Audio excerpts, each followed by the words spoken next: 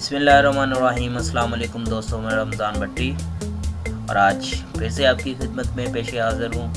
امید کرتا ہوں کہ آپ ٹھیک ہوں گے۔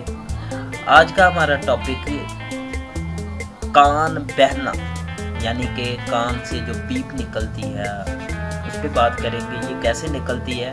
کسی چھوٹدار بیماری یعنی خسرہ، چیچک اور بخار کے نتیجے میں کانوں کے پردے کے وارمز ہو جاتے ہیں اور جس کے نتیجے میں کان بہنا شروع ہو جاتے ہیں۔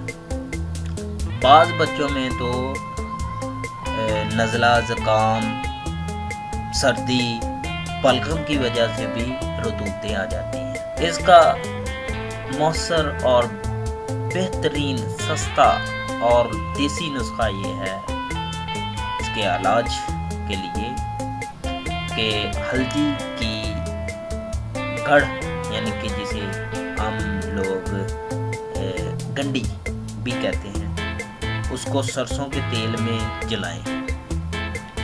سرسوں کا تیل اتنا ہونا چاہیے کہ اس میں وہ بھیگ جائے، ڈوب جائے،